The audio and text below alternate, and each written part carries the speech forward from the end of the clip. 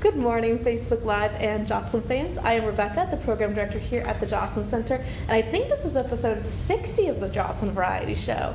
So today is World Elder Abuse Awareness Day, so we're going to talk about that a little bit, but first we are going to do our morning warm-up with Veronica. So she's here to take us through some gentle stretches and exercises, and then I'll be back to talk about how we can prevent elder abuse.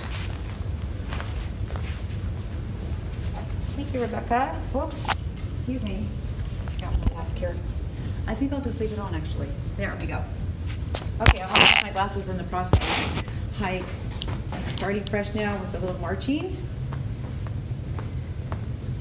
So we can try marching with your feet about hip width. We can also do some wide marching too. So what we'll do is we'll do something that will go in and out, in and out. I hope everyone's having a good Monday morning. We had some beautiful weather yesterday. It's warming up today, but not too bad. I think it's about average. It's nice to get a little break once in a while. So in and out. And let's change directions. We're going to go out. So if you have done step aerobics, or not even having to do step aerobics, if you know what a V step is, let's practice that. We're going to step forward just a little bit, angle up, and back, and back. Up, back, back. It's kind of like a V. Back, forward, and back. Another variation to our marching. Up, back, back. And let's practice changing direction. Up, now change direction. Other way, up, back, back. So we're warming up, practicing our coordination, practicing our listening skills, followed by execution. Up, back, back. Now let's just go change direction, change direction. So it's like a V. Out, in. Change direction, you have to remember, so you have to pay attention to what you're doing. Okay, good. Okay, now I'm going to move the chair forward just a little bit out of my way. So we're going to step side to side. We're going to step, bring the arms up and down. Step, so your feet touch, your hands touch, and down. Up, side to side.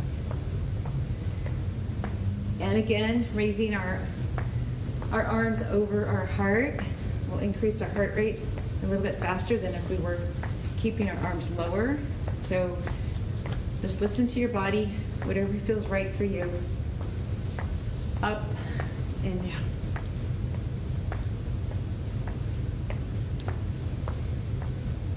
Of course, I'm standing behind the chair because our stage is small up here. But also, if you just need the chair, you don't have to use your arms. Just step side to side. Just listen to how your balance is and make sure you take care of yourself. Don't worry about the pace. Good. Let's just do a few more. Okay, good. Okay, let's have a seat and let's rotate all of our joints. Let's start with our feet. So sit on your chair nice and tall. You've got your abdominals tight and feet are flat on the ground. Now lift one leg up and just rotate that ankle. Nice big circles. And really try to exaggerate that, drawing that circle so you get a nice rotation in your ankle. And then the opposite direction. We have to remember to give our joints some attention. Okay, and then other leg.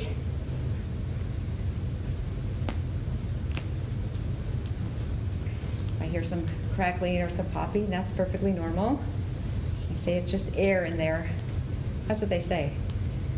Okay. The orthopedic surgeons, that's what they say. Okay, that's good. All right, let's bring the first leg back up and let's point and flex. Sometimes we forget to stretch the muscles in the lower leg, like our calf muscles, stretching it here. And now when we point, we're stretching the muscle on top of your shin here. Just really take your time. Okay, you're holding that leg up, and some of that effort is coming from your abdominal area. Hold your leg up. Let's switch to the other leg. Point and flex.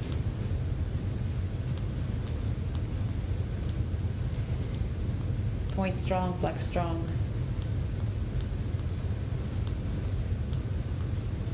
Good. Okay. And staying seated, so let's take our arms out and just rotate those wrists. A lot of times we don't think about our joints until we have some inflammation. So we have some pain. Sometimes you have pain and you don't see any inflammation, but chances are pretty good you've got some inflammation in there. So you want to tend to that as needed. Sometimes you might ice a little bit. But in the meantime, just once in a while, just try and remember your joints. Okay, so let's stretch.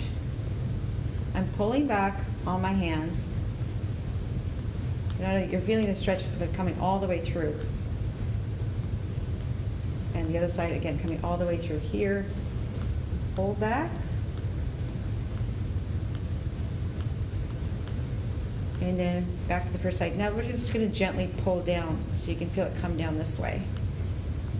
Just pull back gently. And other side. It might feel different on one side or the other. You know, again, when we do one side of the body, one arm, one leg, we don't have perfect symmetry in our bodies, which is just perfectly perfect.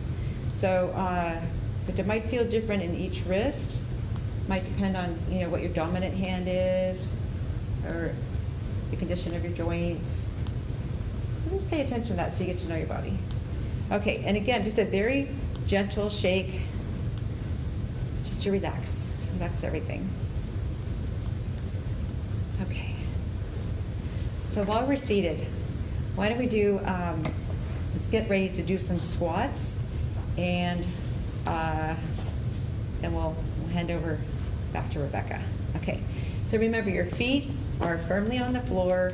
You're using the muscles in your legs, front, back, in, out. You're squeezing your abdominal muscles in. So our goal is to be able to get out of your chair without using the arms of the chair. If you use the arms of the chair, of course, that's perfectly fine. But just think about having that goal of working forward to be able to stand up without using momentum and without using your back. Just think of yourself as strong as you are. You're very strong. You got a lot of muscles here. On your exhale, stand up. And when you come up to straight leg, squeeze your glutes, and then sit back down very slowly, very controlled, and down. So you inhale down, exhale up. Squeeze your glutes, and control that sit down. For the first few, if you need to push off, help yourself stand by pushing off the arms, do so. Just control it down. Now that's 3. Let's do 3 where we stand up, squeeze your glutes. And now don't go down as far as the seat. Just go down on your inhale and above and hold that form and check your form. Are your knees behind your toes? Can you see your toes okay? And I'm reaching back for that chair as if it's sliding out of my reach. I'm reaching back. Upper body is as up, straight up as it can be. You don't want to bend over. Stay up and then step up. Stand up right out of it. Squeeze your glutes. That's 1. Let's do one more. Inhale down. Squeeze your glutes when you come up. Inhale down and exhale up. Great job. Okay, I think we're warmed up. And a chance to say hello, get some blood flowing. Have a great day. Thank you, Veronica. Okay, guys, I am going to get us situated and come around so you can see me, because we are talking about World Elder Abuse Awareness Day today. So I know that this is not a fun topic. We are talking about how to prevent elder abuse because this is a worldwide issue. It is not just local to the United States or to our community, but we want to talk about how we can include you in helping prevent elder abuse, what to do if you see it, and who you can contact here locally to help you. So the big categories for elder abuse are neglect and isolation, and we tend to see that a lot. There's also physical abuse, sexual abuse, financial abuse is a really big one, especially in the age of things like grandparent scams, and then also emotional or psychological abuse. These are all things that you can look out for with your friends or your family members. It's things that we look out for here at the center, and other mandated reporters like doctors and social workers also look out for.